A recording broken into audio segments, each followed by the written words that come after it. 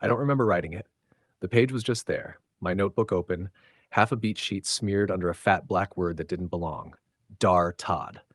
Sharpie ink bled through like it had something urgent to say. The cap was still off. The whole apartment reeked of sweat, booze, and stale weed.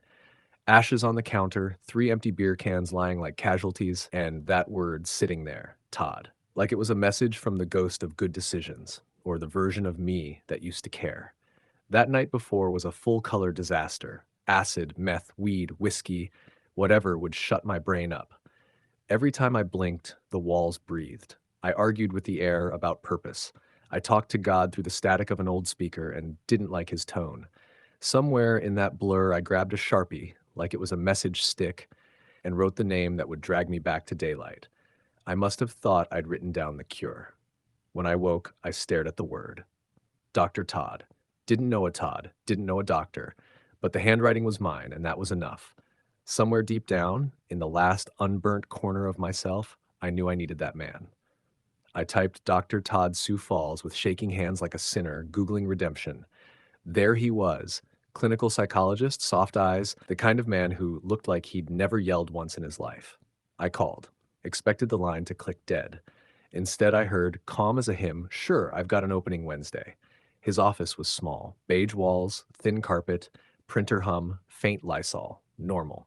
That pissed me off. I wanted candles or incense, something worthy of a vision scrawled in Sharpie, not this rectangle of Midwest sanity. He asked, you want some water? No, man, I'm fine. I wasn't. I started talking about how the world was bullshit, how South Dakota was a cage, how people like me don't get to heal. He nodded, wrote a note, listened more than any man should. Halfway through, I realized I was pacing, voice climbing until it probably rattled the walls. He laughed, soft, almost shy, and said, geez, dude, I need to get a tranquilizer gun sometimes. I laughed too, because it was true. For the first time in a long time, I felt human instead of broken. That became the rhythm. Every session started the same. Him offering water, me refusing. Talking about everything and nothing, traffic, the weather, politics I didn't even like. He never told me what was wrong with me. Never said bipolar or PTSD or any of the labels everyone else wanted to staple to me. Sometimes that pissed me off. Sometimes it saved me. He wasn't trying to fix me. He was holding space until I could breathe inside it. He never took much money. Insurance covered it. Don't worry. If I tried to pay, he'd text a thumbs up emoji and disappear. That's how you spot a real one, when a man won't cash in your brokenness. I'd stomp in, rage about family or the system or whatever demon had the mic that week. He'd tilt his head, ask one question, then shut up long enough for me to hear my own noise echo back. Sometimes I left thinking I'd wasted an hour. Then, days later, something he said, some quiet fragment, would hit me in the shower like a truth grenade. He never said, you're getting better. He just acted like I would. That confidence was louder than any prescription. Dr. Todd isn't a miracle worker. He's just a man who gives a damn in a world that doesn't. The kind of man who listens to you rant for 40 minutes and then asks if you've eaten. The kind who knows a diagnosis can become a weapon if you hand it to the wrong mind.